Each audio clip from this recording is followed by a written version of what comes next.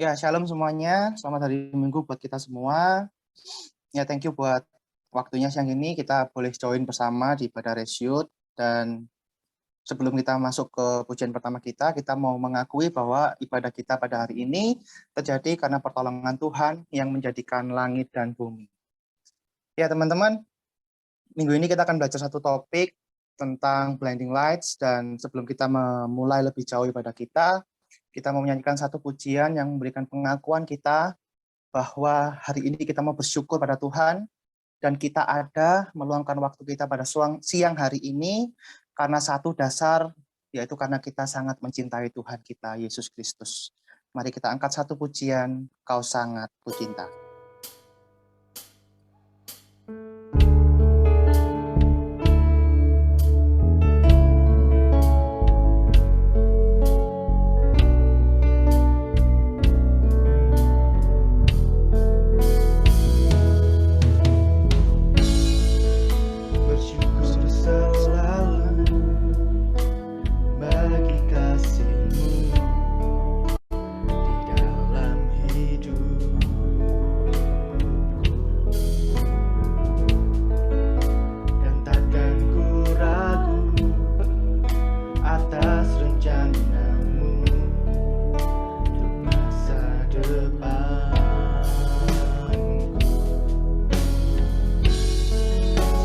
Bapa yang baik,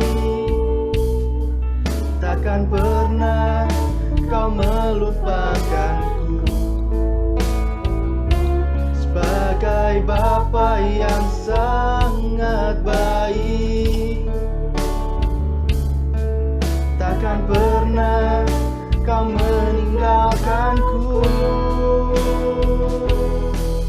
Ku kan menari dan bersuka karenamu, oh Yesusku, dan ku kan minum airmu bagai rusa rindu.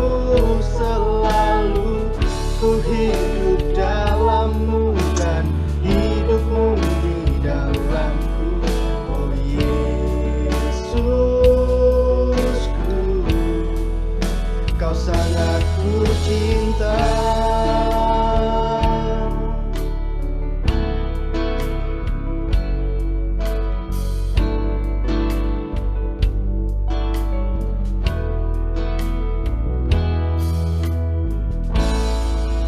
Bersyukur selalu bagi kasih-Mu di dalam hidup,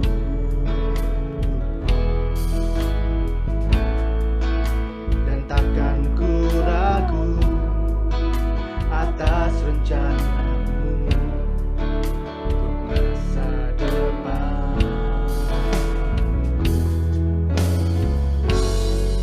Sebagai Bapa yang baik, takkan pernah Kau melupakanku. Sebagai Bapa yang sangat baik, takkan pernah Kau meninggalkanku. Ku kan menari dan bersuka karenamu, oh Yesusku, dan ku kan minum airmu bagai rusa rindu. Selalu ku hidup dalammu dan hidupmu di dalamku, oh Yesusku.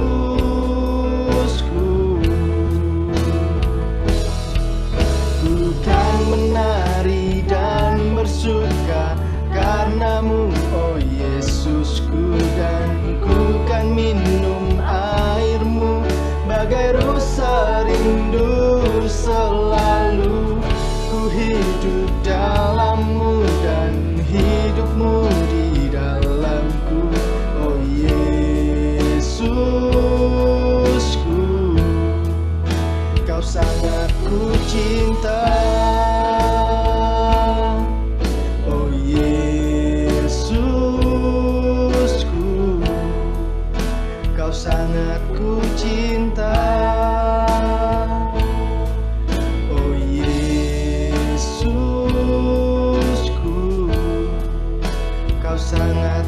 cinta.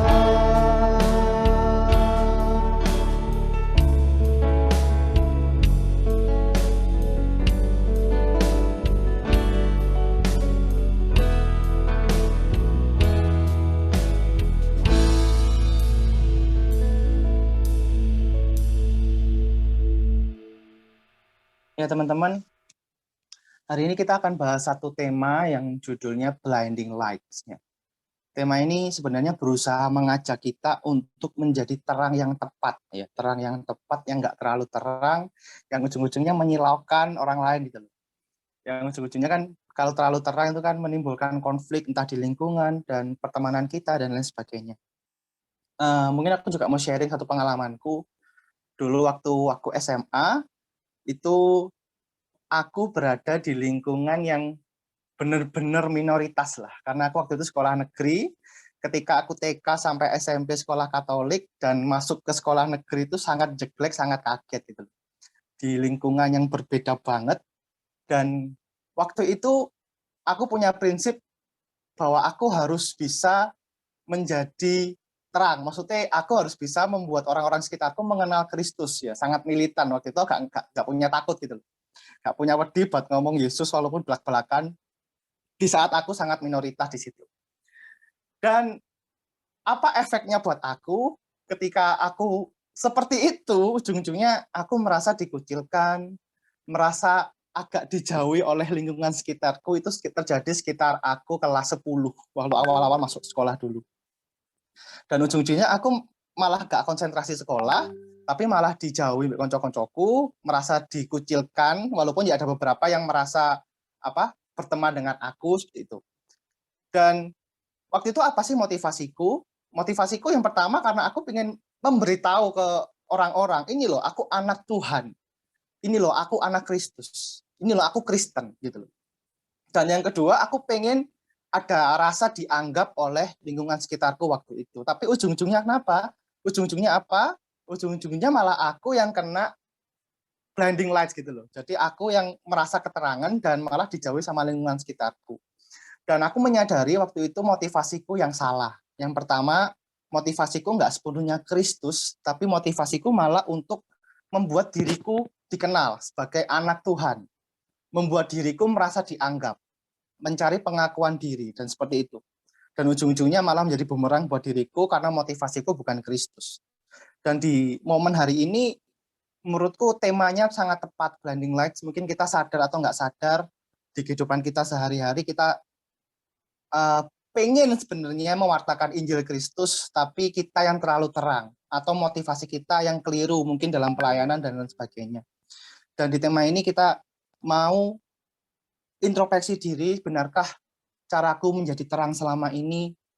Apakah aku sudah tepat menjadi anak Tuhan, mewartakan Injil Kristus? Karena memang kita sebenarnya ingin banyak jiwa-jiwa yang diselamatkan, tapi kita juga harus punya motivasi yang benar buat melaksanakan semua itu. Dan di tema Blinding Lights ini, kita mau mengawali dengan pengakuan dosa kita. Jika kita selama menjalankan hidup ini, ada momen-momen hidup kita yang nggak mencari Kristus, tapi malah menggunakan Kristus untuk kepentingan diri kita sendiri, seperti itu teman-teman. Dan ayo, kita mau pengakuan dosa, kita mau mengaku kepada Tuhan untuk memperbaiki hidup kita, untuk menjadi terang yang tepat di dunia ini, supaya Injil Kristus benar-benar diterima oleh lingkungan kita. Yuk kita pejamkan mata kita mau berdoa kepada Tuhan untuk mengakui semuanya di hadapannya. Bapa di surga, terima kasih Tuhan buat hari yang baik ini Tuhan. Di hari Minggu ini Tuhan kami boleh beribadah, walaupun kondisi sekitar kami yang sangat tidak memungkinkan, tapi terima kasih buat semua fasilitas dan kebersamaan yang boleh kami rasakan pada hari ini Tuhan. Bapa, hari ini kami mau belajar satu hal, yaitu blinding lights. Ajar kami Tuhan untuk menjadi terang yang tepat Tuhan, karena satu kerinduan kami Tuhan, bahwa bersama-sama denganmu di surga nanti banyak jiwa-jiwa diselamatkan Tuhan. Dan ajar kami Tuhan untuk berhikmat, untuk mewartakan Injil-Mu dengan tepat Tuhan. Dan maafkan kami jika kami memiliki motivasi yang keliru Tuhan selama ini, baik kami sadari maupun tidak kami sadari, dalam kami pelayanan, dalam kami bergereja, dan dalam kami bermasyarakat Tuhan. Ajar kami Tuhan dan tuntun kami dengan Roh Kudus-Mu Tuhan, supaya terang kami bersinar Tuhan dengan tepat dan tidak menyilaukan orang lain Tuhan di sekitar kami. Bapa, terima kasih dan kami mohon hikmat-Mu, kami mohon pengampunan dosa-Mu, dan kami mau melangkah dengan lebih tepat lagi bersama-Mu. Ajar kami Tuhan untuk mencari kebenaran firman-Mu, sehingga dalam kami melangkah, kami menjadi terang yang tepat, yang dapat dilihat oleh orang-orang dan masuk ke dalam hati setiap orang-orang yang kami jumpai. Terima kasih Tuhan, terima kasih. Kami mau menyerahkan hidup kami Tuhan di dalam tangan-Mu. Di dalam nama Tuhan Yesus kami berdoa dan mengucap syukur. Amin. Mari kita angkat satu pujian, pilihan yang terbaik karena kita mau mengakui karena Tuhan adalah pilihan yang terbaik bagi hidup kita sekarang dan sampai selama-lamanya.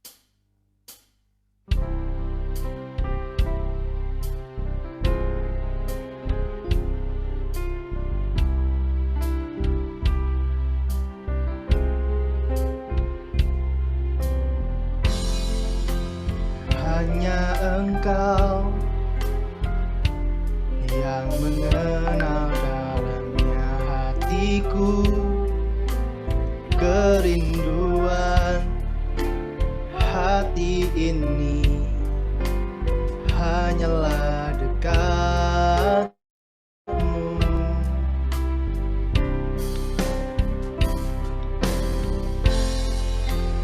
Mengenal-Mu melebihi harta termulia, kehendak-Mu bagianku, terjadilah surut yang Kau mau. Ku memilih untuk senangkan-Mu, ku memilih untuk tetap dekat-Mu di segala masa. Ku penuh asa karena tangan-Mu yang kuat topangku.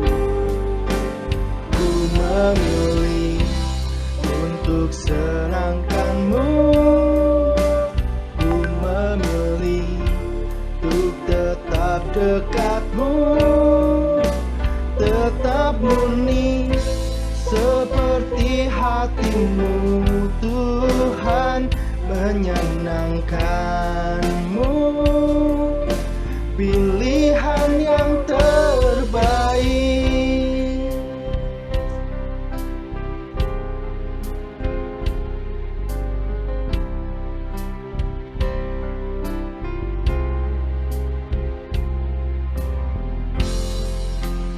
Mengenal-Mu melebihi harta termulia, kehendak-Mu bagianku, terjadilah seturut yang Kau mau. Ku memilih untuk senangkan-Mu, ku memilih untuk tetap dekat-Mu di segala masa. Ku penuh asa karena tangan-Mu yang kuat topangku. Ku memilih untuk senangkan-Mu, ku memilih untuk tetap dekat-Mu, tetap murni seperti hati-Mu Tuhan, menyenangkan-Mu, pilihan yang terbaik.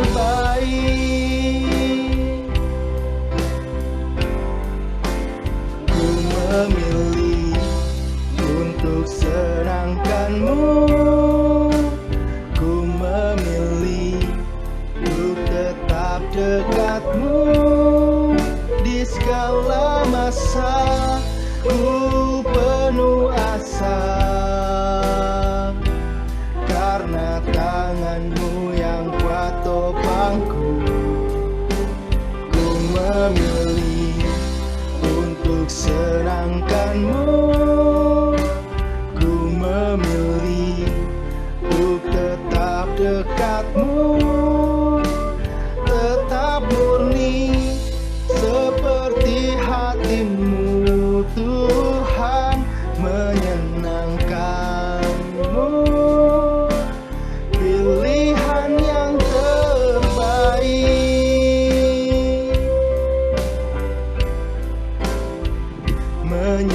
menyenangkanmu, pilihan yang terbaik.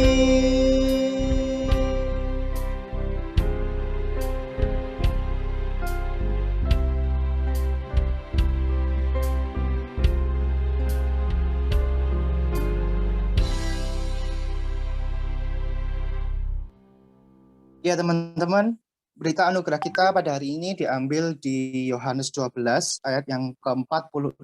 Saya bacakan buat kita semua. Yohanes 12 ayat yang ke-46.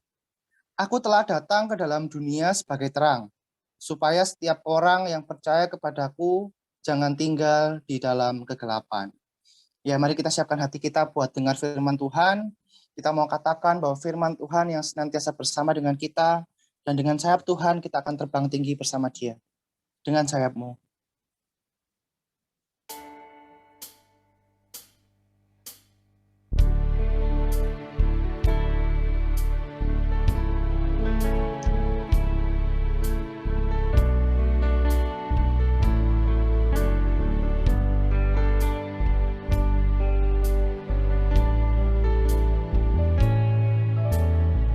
Firman-Mu berkata Kau besertaku, maka kuat roh dan jiwaku. Tangan-Mu Tuhan selalu ku nantikan, di setiap langkah ku percaya. Dengan sayap-Mu ku akan terbang tinggi, di tengah badai hidup ku tak menyerah. Kau kekuatan dan perlindungan bagiku, pertolonganku di tempat maha tinggi. Ku mengangkat tanganku, aku berserah. Kau ku nantikan, Kau yang ku sembah, Yesusku, Rajaku.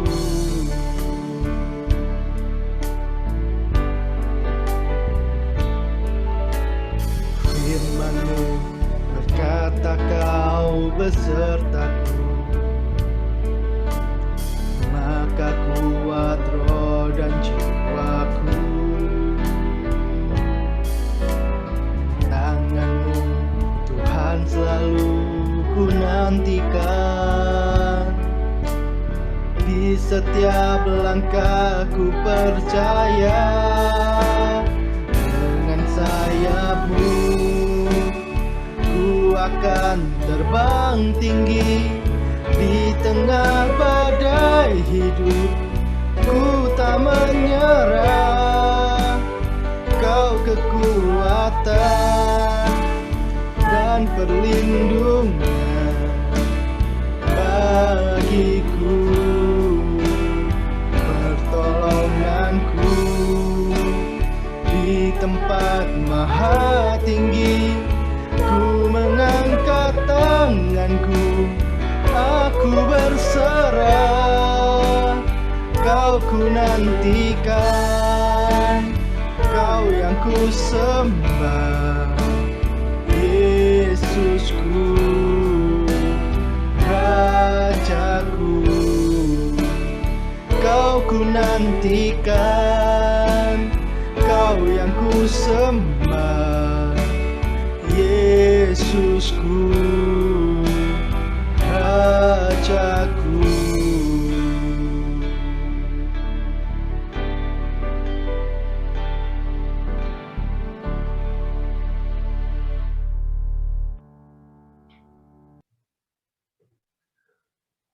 Mari kita satukan hati kita, kita bersatu di dalam doa. Mari kita berdoa.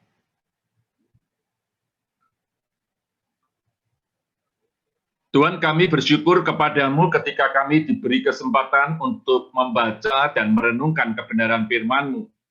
Engkau yang boleh menolong kami semua, untuk kami boleh mendengarkan firman-Mu, untuk kami boleh mengerti kebenaran firman-Mu, dan untuk kami boleh menerapkannya di dalam kehidupan kami. Kami percaya Engkau yang boleh menguasai kami semua. Demikian juga dengan hamba-Mu yang akan menyampaikan, kami juga mau menyerahkan semuanya ini ke dalam tangan Tuhan. Tuhan, kami juga ingin berdoa kepada Engkau, Engkau berikan kelancaran ketika kami beribadah melalui internet ini, dan kami percaya dan kami mau menggantungkan ini ke dalam tangan pengasihan Tuhan. Kami percayakan semuanya ini, segala peralatan yang kami gunakan ke dalam tangan Tuhan. Pakai untuk menjadi kemuliaan bagi nama Tuhan. Kami mau serahkan untuk konsentrasi kami, biarlah Engkau yang akan memampukan kami berkonsentrasi dengan baik. Terpujilah nama-Mu ya Tuhan, di dalam nama Tuhan Yesus, Tuhan yang sungguh mengasihi kami semua berdoa dan mengucapkan syukur kepada-Mu. Haleluya. Amin. Selamat siang saudara-saudara semua, rekan-rekan pemuda-pemudi GKI Residen Sudirman dan simpatisan. Saudara, kita akan bersama-sama menggumuli tema yang diberikan kepada saya, Blending Light. Kita akan bersama-sama membaca firman Tuhan dari Kisah Rasul pasalnya yang ke-15, ayatnya yang ke-35, sampai dengan ayatnya yang ke-41. Kisah Rasul pasalnya yang ke-15, ayatnya yang ke-34, sampai ayatnya yang ke-41.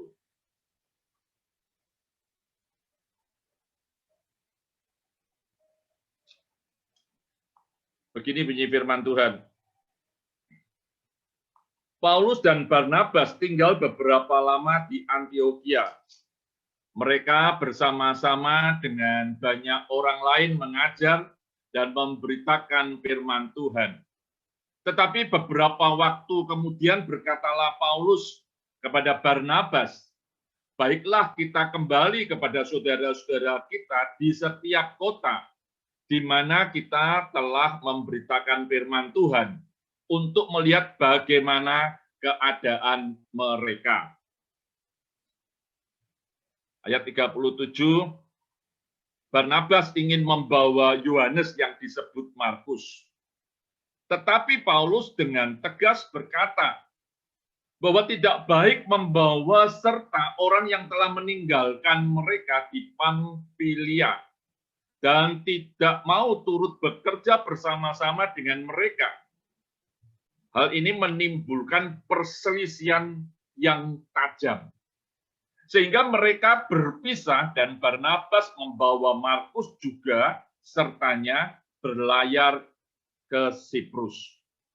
Tetapi Paulus memilih Silas dan sesudah diserahkan oleh saudara-saudara itu kepada kasih karunia Tuhan, berangkatlah ia mengelilingi Syria dan Kilikia sambil meneguhkan jemaat-jemaat di situ. Saudara, tema kita Blending Light ini mau mengajak kita begitu ya untuk bersama-sama melihat dengan jernih apa yang seharusnya orang percaya lakukan ketika kita menyebut diri kita sebagai orang yang terang begitu ya. Orang yang mestinya bersinar. Kita memperhatikan bagian ini karena kita tidak akan melepaskan dari bacaan ini, maka kita akan mencoba melihat apa yang terjadi di Kisah Rasul pasalnya yang ke-15 ayat 35 sampai 41 ini. Saudara, kalau kita perhatikan bahwa Paulus dan Barnabas itu pelayanan bersama-sama. Nanti kita akan melihat bagaimana proses pelayanan dari Paulus begitu ya. Mereka pelayanan bersama-sama, mereka melakukan penginjilan bersama-sama, mereka pergi bersama-sama, mereka kompak melakukan pelayanan bersama-sama. Tetapi saudara, kita tahu bahwa dalam setiap pelayanan bisa saja ada perselisihan, bisa saja muncul kesalahpahaman satu dengan yang lain. Paulus dan Barnabas juga mengalami hal itu, saudara. Jadi mereka berselisih. Mereka dikatakan oleh firman Tuhan, mereka itu ayat 39, hal itu menimbulkan perselisihan yang tajam. Ya, kalau dibilang perselisihan yang tajam, saya kira ini sudah otot-ototan begitu ya, kalau kita ngomong bahasa kita yang sederhana, otot-ototan. Sebetulnya apa yang terjadi, saudara? Yang terjadi, Barnabas itu ingin membawa Markus, Paulus itu menolak Markus. Ya, saudara perhatikan kalau yang satu mau membawa, yang satu nolak, ya pasti gegeran, saudara. Karena menurut Paulus, Paulus ingin menegakkan diri sebagai orang yang terang, Paulus ingin menegakkan diri sebagai orang atau pengikut Kristus yang luar biasa, yang setia, yang militan. Dan dia menolak Markus karena Markus itu pernah meninggalkan di Pamfilia. Ketika berada di Pamfilia, lalu Markus itu meninggalkan pelayanan, Markus itu kembali ke Yerusalem. Nah, ini mengecewakan Paulus, seorang pelayan kok kayak begitu, meninggalkan pelayanan di tengah-tengah jalan. Bagi Paulus, Markus waktu itu adalah orang yang tidak layak untuk melayani lagi. Paulus ingin menyatakan diri, kalau kamu mau jadi pelayan, ya jangan sampai kamu ini menoleh ke belakang dan balik ke Yerusalem. Wong pelayanan belum selesai kok balik begitu ya. Tetapi lain lagi, saudara, bagi Barnabas.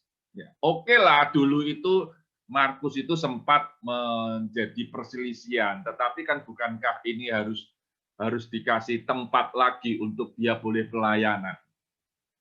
Sehingga akhirnya yang gegeran itu adalah Paulus dan Barnabas. Sebetulnya intinya bukan Paulus tidak menyukai Barnabasnya, tetapi Paulus tidak menyukai Markusnya, ya. Jadi titik poinnya kepada dia tidak suka kepada Markus yang meninggalkan pelayanan. Kita tidak pernah diberitahu kenapa kok dia meninggalkan pelayanan, apakah karena ada keluarga yang sakit, ataukah memang betul-betul Markus itu patah semangat di dalam pelayanannya, kita tidak pernah tahu. Tetapi yang tahu dan yang dinilai oleh Paulus pada waktu itu, Markus itu tidak layak. Jadi Paulus ini ingin menegakkan betul-betul orang yang militan, karena saudara tahu bahwa latar belakang Paulus, yaitu Saulus yang luar biasa itu orang yang sangat militan sekali.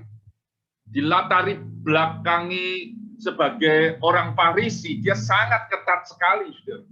Dia sangat menjadi orang yang militan. Dan itu mau diterapkan semua kepada orang-orang yang bersama-sama dengan dia. Dan akhirnya mental ketika Paulus mau menerapkan itu kepada Markus, begitu ya. Akhirnya dia harus berselisih dengan Barnabas. Terjadi perselisihan, saudara. Akhirnya diambil keputusan, oke, kalau kita berselisih sama-sama mau menegakkan terangnya, Barnabas juga meyakini bahwa dia membawa Markus itu sebagai bentuk terangnya dia, dan Paulus menolak Markus sebagai bentuk terangnya dia, saudara ya. Ya kalau kita mau ngomong sama-sama, mereka ini adalah tokoh pada waktu itu, tokoh yang dikenal begitu ya. Kalau gereja mula-mula Barnabas itu juga terkenal begitu ya, dikenal dan diakui sama-sama. Kalau kita mau ngomong sama-sama dipenuhi oleh Roh Kudus juga, kalau bacaan-bacaan kita juga mereka sama-sama dipenuhi oleh Roh Kudus. Tapi ini yang terjadi, saudara, ya. Mereka mengalami perselisihan dan mereka akhirnya memutuskan, oke lah, pelayanannya pisah, begitu ya. Paulus dan Silas keliling kota, yaitu kalau kita lihat di dalam 41 itu Syria dan Kilikia. Sedangkan Barnabas dan Markus mengambil tindakan sendiri, yaitu mereka pergi ke Siprus. Sama-sama pelayanan, sama-sama pergi. Paulus tidak mau dengan Markus, dan dia memilih Silas. Saudara, ini yang terjadi. Dan ini, kalau kita ngomong, ya ini sejarah yang terjadi. Sama-sama ingin menegakkan terangnya, sama-sama ingin menyatakan terangnya, tapi cara mereka berbeda. Kalau kita berhenti di sini, saudara, itu seakan-akan kita itu mau ngomong begini ya. Kalau kita berhenti di sini ya, kita bisa ngomong, wah, tokoh Alkitab saja ribut, bertengkar. Apalagi kalau cuman kita begitu ya. Kalau kita bertengkar ya biasa-biasa saja begitu ya, karena kita cuman aktivis kelasnya dengan Paulus dan Barnabas berbeda begitu ya. Tentunya kita akan ngomong begitu, tapi kita tidak akan berhenti di sini. Kita akan meneruskan ini, saudara.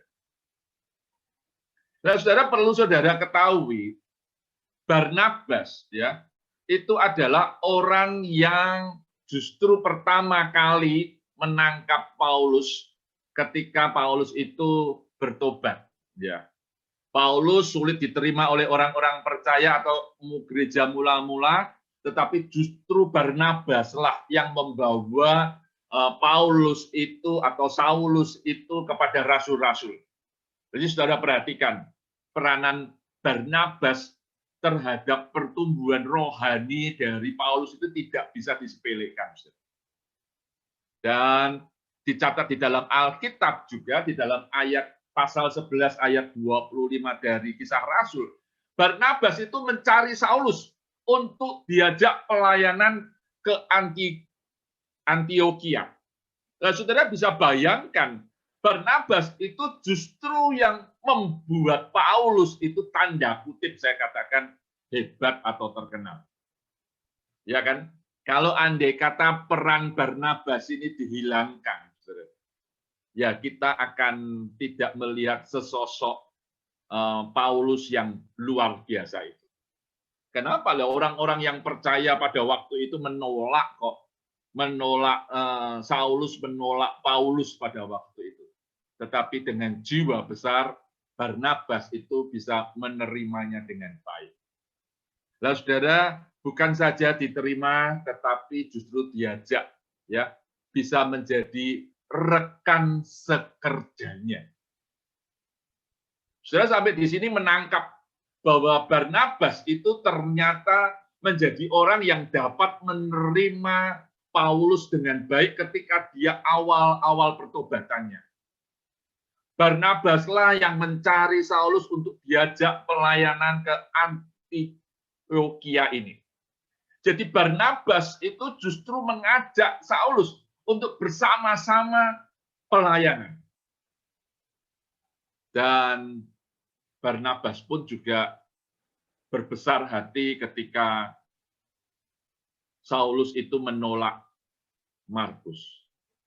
Kalau saya membayangkan ya, dan kalau saya misalnya jadi Barnabas, mungkin saya akan ungkit-ungkit masa lalunya begitu ya. Dulu kamu ini siapa yang menerima? Dulu kamu ini seberapa hebatnya?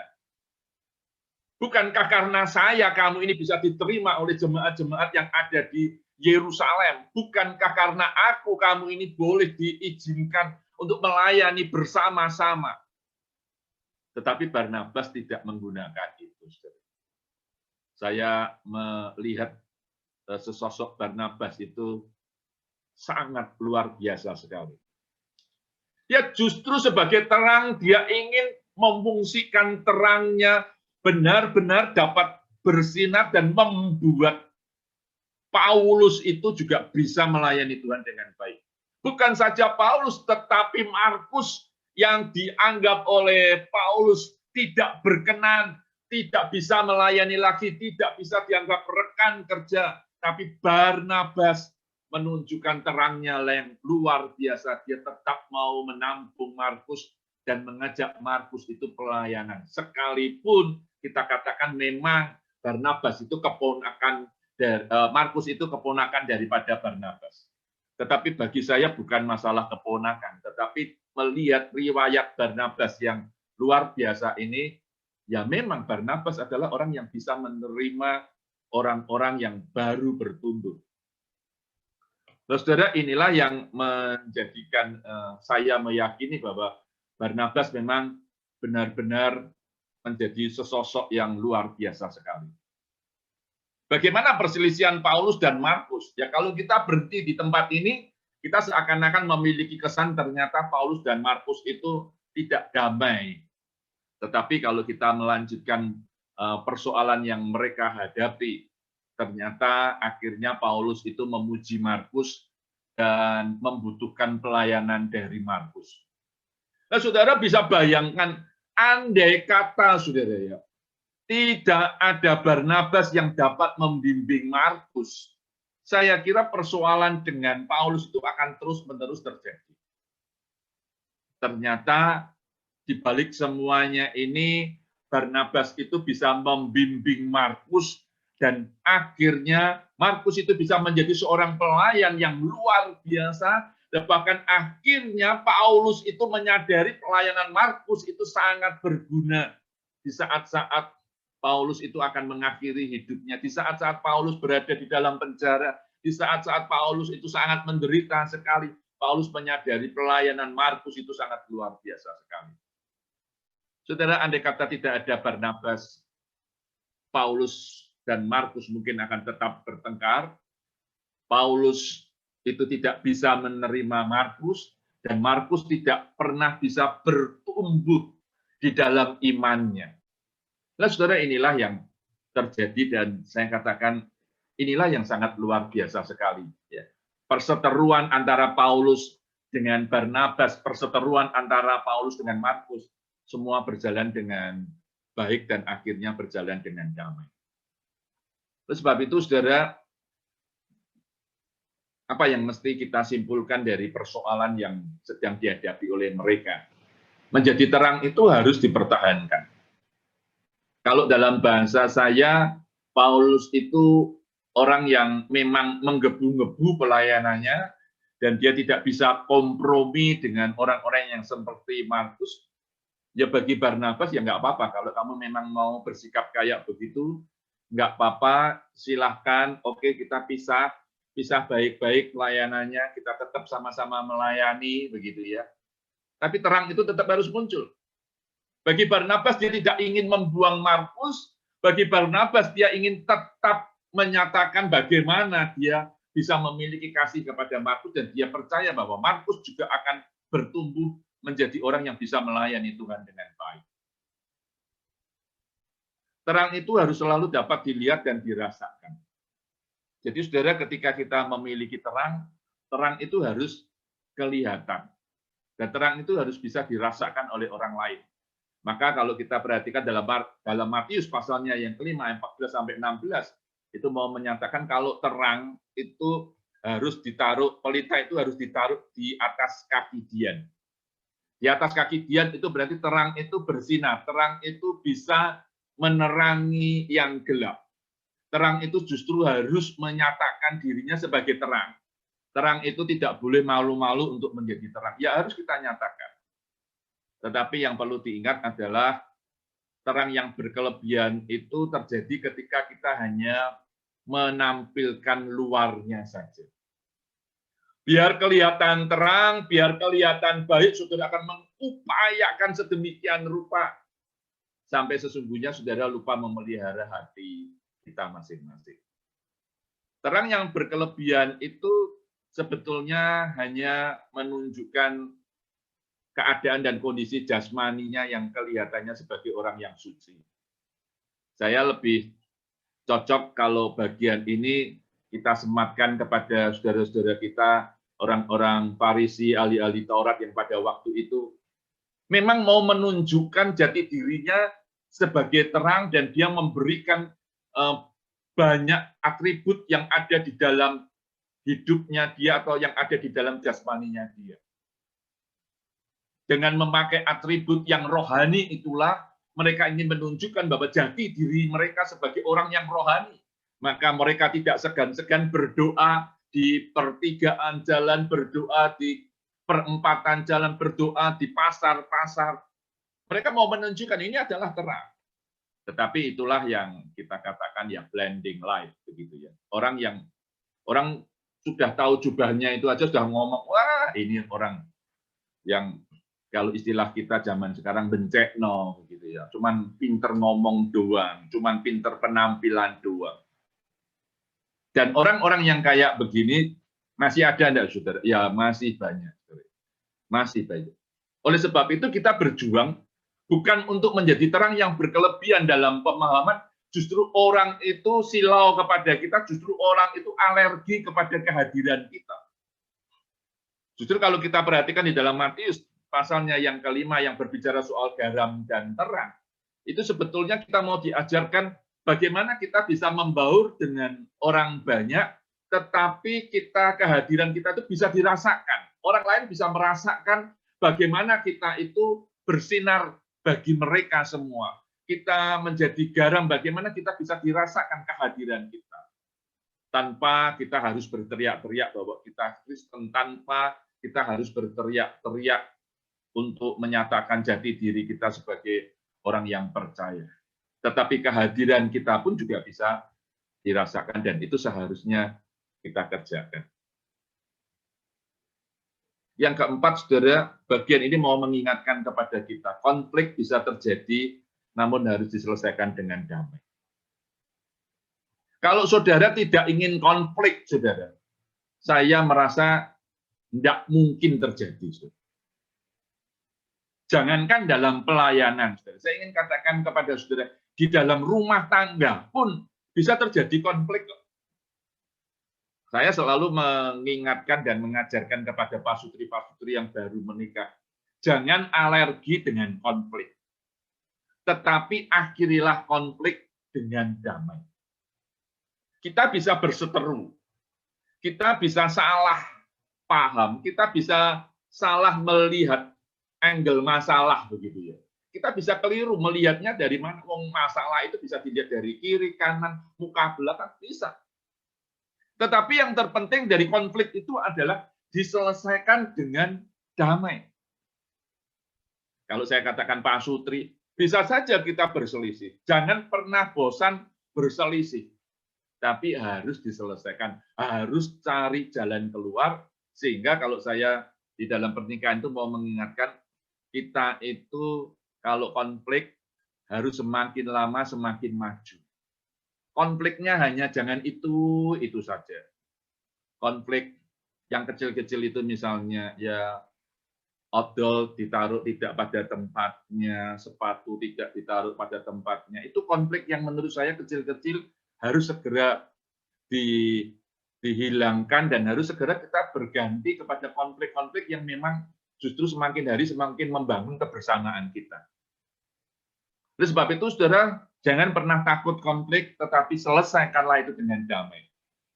Paulus, Barnabas, dan Markus itu sebagai contoh yang sangat luar biasa sekali. Mereka berseteru, mereka berselisih dengan tajam, tapi mereka menyelesaikan itu dengan cara damai. Dan mereka tetap melayani Tuhan, dan mereka tetap menunjukkan jati diri sebagai orang-orang yang terang dan terus bersinar. Dan yang kelima, saudara, ini menurut saya yang dilakukan oleh Barnabas. Memberi ruang bagi sesama untuk dipulihkan dan dipercayai kembali. Konflik bisa terjadi, tetapi saudara, kalau kita tidak memberi ruang untuk sesama kita dipulihkan, saya bisa meyakinkan kepada saudara tidak akan pernah muncul seorang yang bernama Paulus. Kalau konflik tidak memberi ruang bagi kita untuk dipulihkan, maka tidak akan muncul seorang yang bernama Markus. Tetapi ketika kita memberi ruang bagi sesama kita untuk dipulihkan, untuk diberi kepercayaan lagi, kepercayaannya dimunculkan lagi, justru kita akan melihat Paulus-Paulus yang luar biasa, Markus-Markus yang luar biasa. Oleh sebab itu, saudara, kita harus hidup terang, benar, kita harus hidup terang.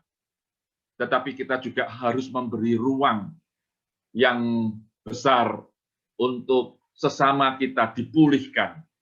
Kita memberi ruang kepada sesama kita untuk terus boleh menjadi orang-orang yang dapat dipercaya kembali. Mungkin kita pernah kehilangan kepercayaan kepada dia, mungkin. Tetapi jangan pernah saudara menganggap bahwa kita hilang kepercayaan kepada dia untuk selama-lamanya. Mari kita memberi ruang bagi sesama kita, supaya sesama kita juga akhirnya bisa menjadi terang. Dan saudara perhatikan, kalau sesama kita menjadi terang, kemungkinan besar terangnya dia luar biasa. Kalau kita perhatikan Barnabas dibandingkan dengan Paulus di perjalanan kehidupan yang berikutnya, kita akan menyatakan dan kita memang harus mengakui bahwa Paulus itu luar biasa. Tetapi saudara, di balik Paulus yang luar biasa itu ada Barnabas yang membuat kondisi Paulus itu bisa menjadi luar biasa dan semakin dipakai oleh Tuhan. Mungkin saudara dan saya, kita bisa dipakai seperti Barnabas. Orang-orang yang memberi ruang kepada orang lain, sehingga orang lain itu akhirnya juga bisa bersinar. Dan itu berarti kita justru dipakai untuk kemuliaan Tuhan yang lebih luar biasa lagi. Dan jangan pernah takut kalau orang lain itu lebih bersinar daripada kita, lebih hebat daripada kita, karena Tuhan itu senantiasa menghargai apa yang kita lakukan dan kita kerjakan ketika itu muncul dari hati kita sendiri. Amin. Mari kita satukan hati kita berdoa.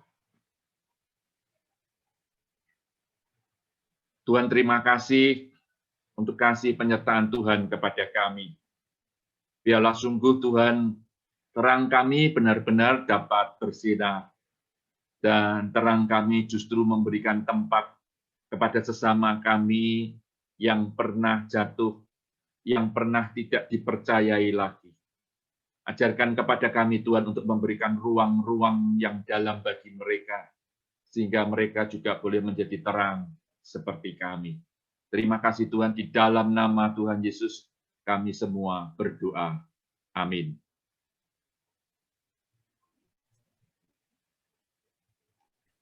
Teman-teman yang terkasih, dengan sikap yang baik, bersama dengan seluruh umat di masa lalu, masa kini, dan masa yang akan datang, marilah kita mengucapkan pengakuan iman kita seturut dengan pengakuan iman rasuli yang berbunyi demikian. Aku percaya kepada Allah, Bapa yang Maha Kuasa, Alik langit dan bumi, dan kepada Yesus Kristus, Anaknya yang tunggal Tuhan kita, yang dikandung daripada Roh Kudus, lahir dari anak darah Maria, yang menderita sengsara di bawah pemerintahan Pontius Pilatus, disalibkan, mati dan dikuburkan, turun ke dalam kerajaan maut. Pada hari yang ketiga, bangkit pula dari antara orang mati. Naik ke surga, duduk di sebelah kanan Allah, Bapa yang Maha Kuasa. Dan dari sana ia akan datang untuk menghakimi orang yang hidup dan yang mati. Aku percaya kepada Roh Kudus, gereja yang kudus dan am, persekutuan orang kudus, pengampunan dosa, kebangkitan orang mati, dan hidup yang kekal. Amin. Mari kita satukan hati kita di dalam doa syafaat kita. Tuhan, kami terus ingin berdoa untuk keadaan dan kondisi kami masing-masing. Jadikanlah kami orang-orang yang senantiasa menyadari terang itu ada di dalam kehidupan kami. Dan mampukan kami ya Tuhan, untuk menunjukkan terang itu kepada dunia yang ada di sekitar kami. Tanpa kami harus menunjukkannya dengan berkelebihan. Dengan wajar kami lakukan itu, dengan kami boleh bersama-sama dengan orang-orang yang ada di sekitar kami. Sehingga orang-orang yang ada di sekitar kami ini boleh merasakan bahwa kami adalah orang-orang terang. Dan kami percaya Engkau yang terus akan memampukan kami Tuhan, untuk kami sadar betul bahwa kami menjadi orang-orang yang senantiasa menunjukkan terang itu di dalam keadaan dan kondisi apapun juga. Teristimewa ketika kami saat ini sedang di dalam keadaan dan kondisi pandemi COVID yang luar biasa ini. Jangan biarkan kami ini takut menghadapi semuanya ini. Tetapi biarlah Engkau yang akan terus memampukan kepada kami bahwa Tuhanlah yang memberikan kekuatan kepada kami untuk kami dapat melakukan semuanya ini. Untuk kami boleh bersama-sama dengan Tuhan menghadapi pandemi COVID-19 ini. Oleh sebab itu Tuhan, biarlah Engkau yang terus-menerus akan menyatakan kasih-Mu kepada kami ya Tuhan. sehingga sungguh kami boleh menjadi orang-orang yang bersandar kepada kekuatan-Mu ya Tuhan. Terima kasih untuk hal ini ya Tuhan. Kami juga terus ingin berdoa untuk para pemuda dan pemudi GKI Residen Sudirman dan simpatisan dimanapun mereka berada. Mari Tuhan Kau yang boleh menolong mereka, menolong di dalam studi mereka masing-masing, menolong di dalam pekerjaan mereka masing-masing, menolong di dalam setiap usaha mereka masing-masing. Jadikanlah mereka orang-orang yang terus memiliki pengharapan di dalam Tuhan. Mampukanlah mereka terus hidup di dalam Tuhan, dan mereka terus menyatakan kasih Tuhan yang tidak berkesudahan di dalam kehidupan mereka. Terima kasih Tuhan. Kami juga mau berdoa untuk orang tua mereka masing-masing. Berkatilah setiap usaha dan pekerjaan orang tua mereka masing-masing. Dan kami percaya dengan setiap pekerjaan orang tua mereka, mereka juga boleh diberkati melaluinya. Terima kasih Tuhan. Kami terus ingin berdoa Tuhan untuk kepengurusan dari pemuda GKI Residen Sudirman ini. Kami berdoa biarlah Engkau sertai mulai dari ketua, wakil ketua, sekretaris, bendahara, dan setiap anggota yang ada. Berkati juga untuk setiap kegiatan demi kegiatan. Mampukan mereka semua melakukan kegiatan secara online ini dengan baik, penuh pertolongan Tuhan. Terima kasih Tuhan untuk semuanya ini. Kami juga mempercayakan untuk masa depan mereka masing-masing. Tuhan, mari Tuhan Kau yang berkati masa depan mereka. Tuhan berkati untuk apa yang mereka sedang rancangkan. Dan biarlah sungguh Tuhan, kami boleh melihat bahwa mereka semua menjadi orang-orang yang takut akan Tuhan. Mereka semua menjadi orang-orang yang dipimpin oleh Tuhan. Terima kasih Tuhan untuk semuanya ini. Kami mau menyerahkan doa-doa kami ini hanya di dalam nama Tuhan Yesus yang mengajarkan doa kepada kami. Bapa kami yang ada di surga, dikuduskanlah namamu, datanglah kerajaan-Mu, jadilah kehendak-Mu, di bumi seperti di surga.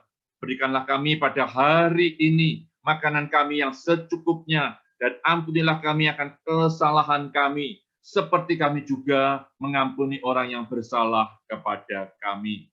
Dan janganlah membawa kami ke dalam pencobaan, tetapi lepaskanlah kami daripada yang jahat. Karena Engkaulah yang mempunyai kerajaan dan kuasa dan kemuliaan sampai selama-lamanya. Amin. Ya teman-teman, tiba saatnya bagi kita buat memberikan persembahan. Ayat persembahan diambil dari Roma 11 ayat yang ke-36. Roma 11 ayat yang ke-36, sebab segala sesuatu adalah dari Dia dan oleh Dia dan kepada Dia. Bagi Dialah kemuliaan sampai selama-lamanya. Mari kita angkat satu pujian PKJ 146, bawa persembahanmu.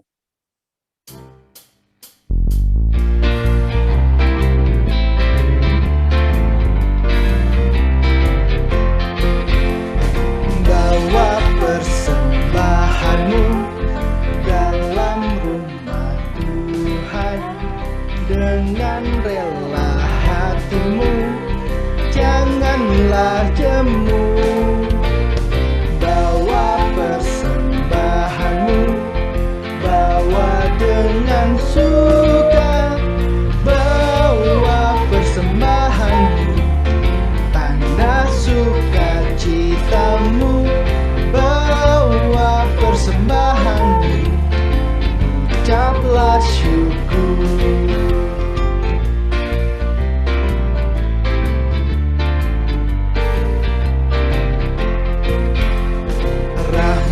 Tuhan padamu tidak tertandingi oleh apa saja pun dalam dunia.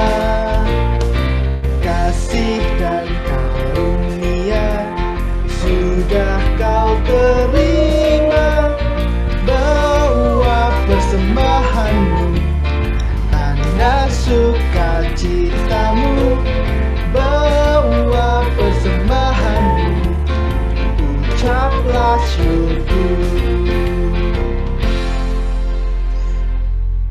Ya, mari kita bawa persembahan kita dalam doa. Bapak, terima kasih Tuhan buat kesempatan yang baik ini. Hari ini kami masih boleh memberikan persembahan Tuhan. Biarlah segala persembahan yang terkumpul Tuhan hanya untuk kemuliaan nama-Mu, Kau memberikan hikmat dan pertolongan Roh Kudus-Mu bagi setiap orang yang mengelola uang tersebut. Bapak, terima kasih, terima kasih. Di dalam nama Tuhan Yesus kami berdoa dan mengucap syukur. Haleluya. Amin. Ya teman-teman, kita sudah di akhir ibadah kita hari ini dan kita mau berdoa, kita mau memohon pertolongan Tuhan supaya setiap langkah kita boleh didampingi oleh Tuhan. Kita nyanyikan satu pujian tiap langkahku.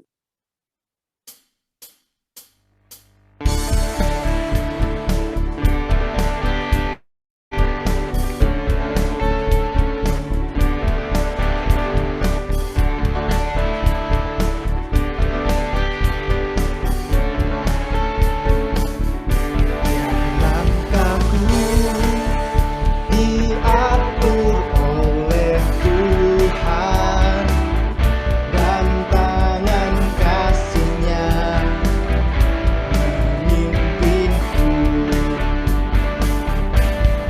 Tengah gelombang dunia menakutkan, hatiku tetap tenang teduh.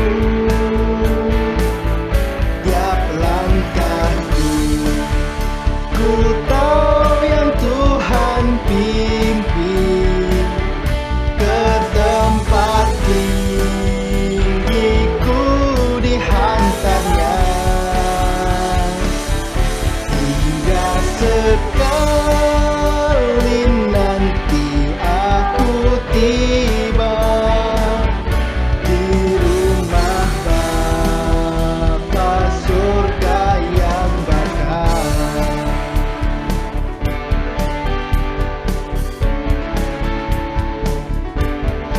Waktu imanku mulai lemah dan bila jalanku hampir sesat, ku pandang juru selamatku yang esa. Aku kuat sebab Tuhan dekat. Tiap langkahku ku tahu yang Tuhan pimpin ke tempat tinggiku dihantarnya.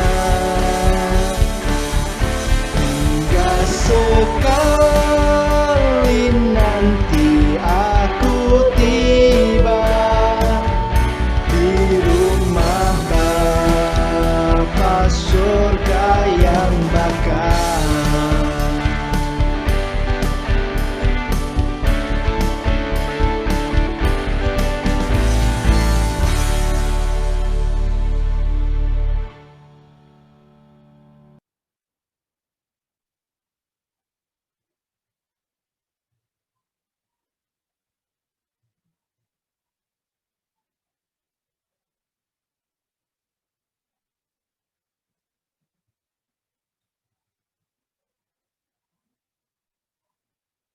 Doa berkat. Iya, Pak. Iya, Pak. Mari kita satukan hati kita dan pulanglah dan terimalah berkat Tuhan. Kasih setia daripada Allah Bapa, penyertaan di dalam Yesus Kristus, penghiburan kekuatan daripada Roh Kudus, senantiasa hadir di dalam kehidupan saudara semua, sehingga saudara semua boleh menjadi berkat, boleh menjadi terang dari sekarang sampai selama-lamanya. Amin.